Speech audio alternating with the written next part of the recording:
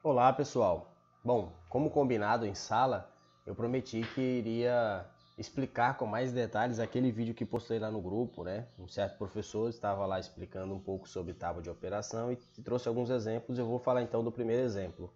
Vou complementar esse vídeo com dois outros exemplos de grupo, não envolvendo tábua, mas que eu considero relevante uma vez que estou formando professores, certo?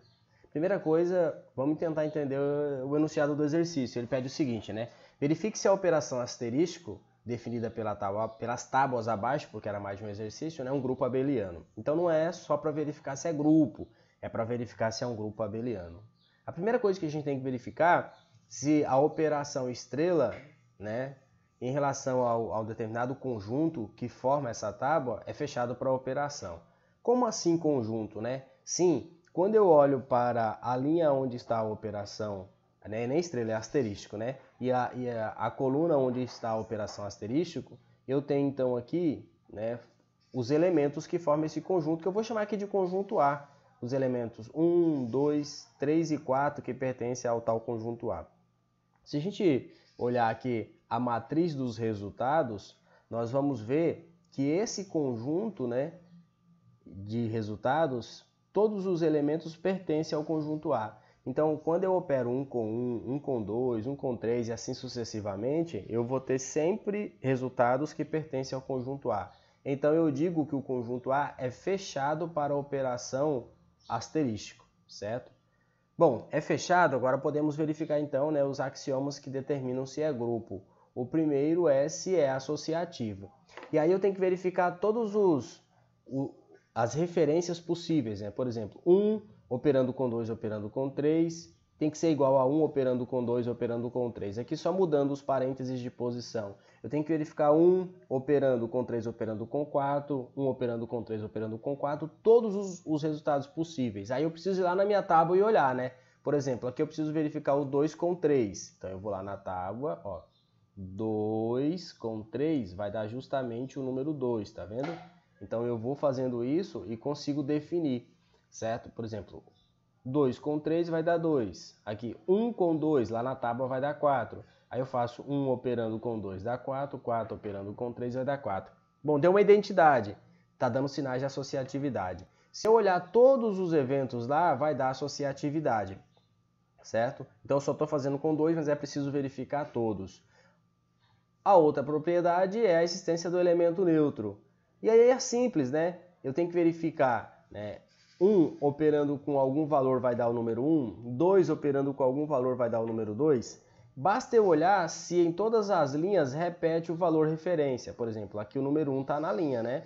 2, aqui está o número 2. Então, todas as linhas eu vou ter, né, esse valor repetindo. E em todas as colunas também, ó. Aqui está o número 1, aqui está o número 2, aqui está o número 3, aqui está o número 4. Por coincidência, olha só, eu consigo verificar o elemento neutro, né, pegando a linha onde repete todos os elementos da linha principal lá em cima, né, e relacionando com a mesma coluna onde estão os elementos do conjunto A.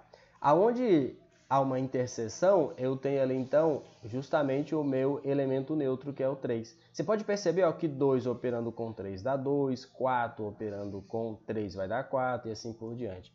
Então tem elemento neutro que é justamente o elemento 3.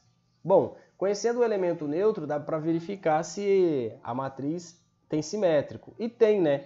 Veja, ó, 1 operando com algum valor tem que dar o elemento neutro. 1 operando com 1 dá o elemento neutro, que é 3.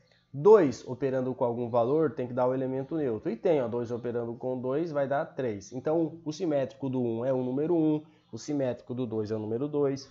Eu preciso fazer esses cálculos para todos os valores? Posso fazer, mas eu posso verificar assim também. Na linha aparece o elemento neutro? Sim.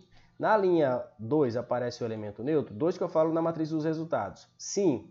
Na próxima linha também aparece. Então ele tem que aparecer em todas as linhas e também em todas as colunas, certo? Se isso acontecer, então todos os elementos possuem um simétrico ali. E aqui nós vimos que sim.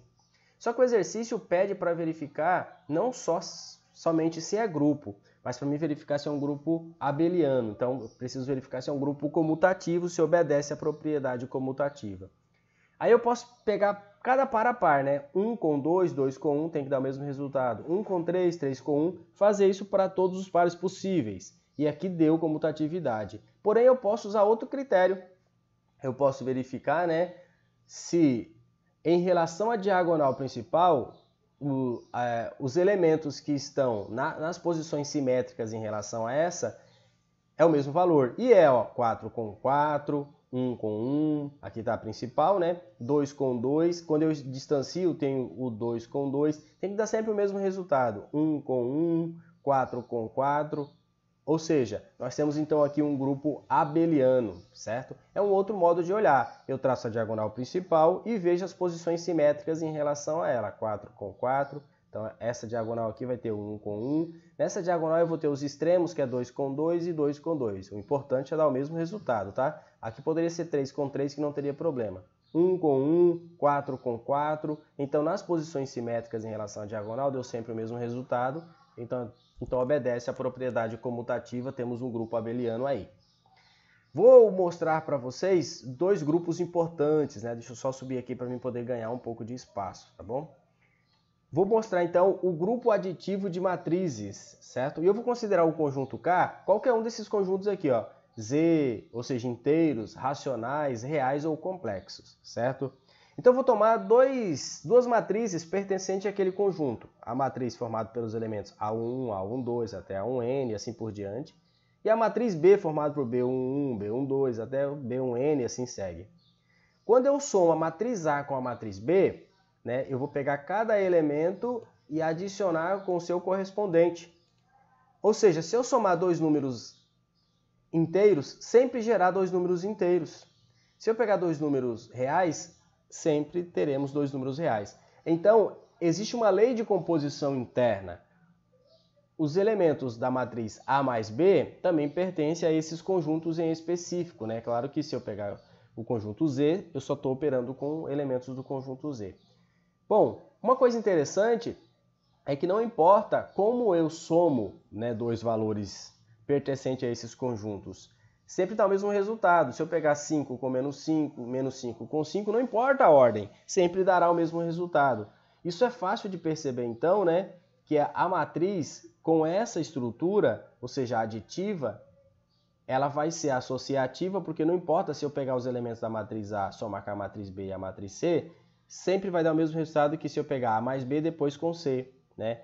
O que também nos garante a comutatividade. A mais B e B mais A sempre dará o mesmo resultado. Não importa a ordem que está essa adição, sempre vai dar o mesmo resultado. Uma outra referência importante, né, que é uma propriedade axiomática para poder ser grupo, é a existência de elemento neutro. E ali nós temos a matriz nula, formada por 0, 0, 0, 0, ou seja, a matriz O, M por N, formada só por elementos 0, será a matriz nula. E se eu tiver 0 somando com A1, vai dar o A11, certo? Então, eu tenho o elemento neutro. Tem também a matriz simétrica? Sim.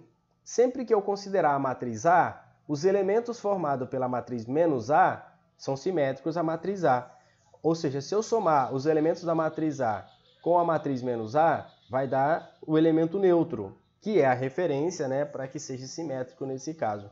Portanto, nós temos também o elemento simétrico.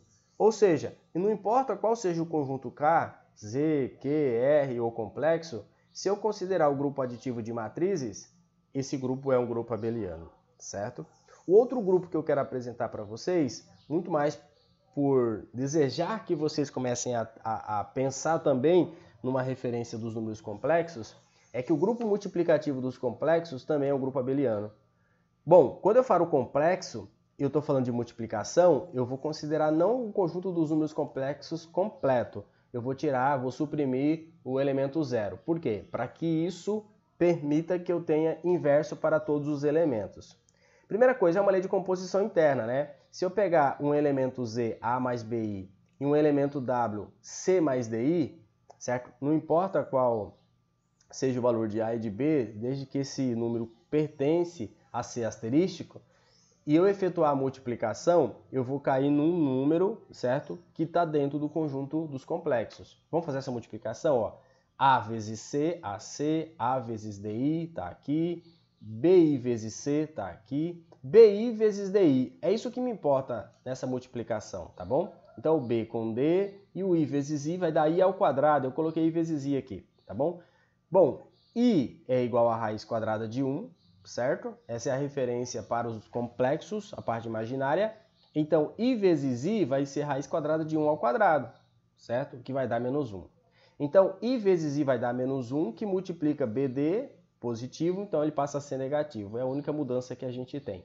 Juntando aqui a parte real, ó, AC com BD, eu vou ter AC menos BD, adicionado com a parte imaginária, que é AD mais BC. Se eu pegar dois números reais, por exemplo, e multiplicar, vai dar número real. Subtraído de um número real, vai dar um número real também. Portanto, isso aqui vai gerar um número, ele é um pouco grande, né, de expressar, mas esse número também está dentro do conjunto dos números complexos sem o zero. Então, nós temos uma lei de composição interna. E olha que coisa interessante, né? Não importa como eu multiplico dois números complexos, sempre dará um número complexo. Ou seja, se eu pegar três números complexos e mudar de posição a multiplicação, também não vai alterar. Então, se eu pegar o número Z, W e K, ele vai dar uma associatividade. Assim como vai dar também uma comutatividade, ou seja, né, se eu trocar de posição esses dois valores e multiplicar, a distributiva será feita com os mesmos valores, então vai dar o mesmo resultado. Tem elemento neutro? Sim. Qualquer número que multiplica pelo número 1 mais 0i, que é o número 1 nosso, vai dar o próprio valor. Então, se eu pegar z vezes 1 mais 0i, vai dar z, não vai mudar. Então, eu tenho um elemento neutro que é 1 mais 0i expresso na forma complexa. O que eu queria discutir com vocês de forma mais profunda é justamente a existência do elemento inverso, certo? E aí, olha só como é que é interessante. Se eu pegar um número z, a mais bi, olha como é que eu consigo escrever o inverso dele, né? Vai ser a dividido por a ao quadrado mais b ao quadrado, mais menos b dividido por a ao quadrado mais b ao quadrado i, onde a e b tem que ser diferente de zero, correto? Vamos fazer a multiplicação para a gente ver se realmente esse valor é o inverso? Quando eu pego um número com o seu inverso, tem que dar o elemento neutro, ou seja, tem que dar 1 mais 0i, certo? Acabamos de verificar isso. Vamos multiplicar esses dois valores. Z é a mais bi, certo? E z elevado a menos 1 vai ser aquele valor lá, tá bom? Esse valor aqui, ó, nós podemos perceber que o denominador é idêntico, certo? Se o denominador é idêntico, né, no MMC daria ele mesmo. Então vai ficar a ao quadrado mais b ao quadrado dividido por a menos bi. Juntei aqui, ó, menos bi, certo? Bom, aí nós podemos fazer a distributiva aqui, ó. A vezes a vai dar a ao quadrado. A vezes menos bi vai ficar menos abi, certo? Bi vezes a vai ficar abi, só que agora positivo, né? Já deu para perceber que esses dois valores vão se anular. Então, mais bi com menos bi faz a multiplicação, né? Aqui vai dar negativo, aí b com b, b ao quadrado, i vezes i ao quadrado. Tá? Aqui agora eu coloquei de um outro jeito para ficar mais caracterizado de um modo que a gente está acostumado a ver, né? Bom, então esses dois se anulam, o a ao quadrado aqui eu conservo, certo? O menos b ao quadrado está aqui, e eu sei que i ao quadrado vai dar menos 1, certo? Já de uma relação anterior. E o a ao quadrado e b ao quadrado eu conservo.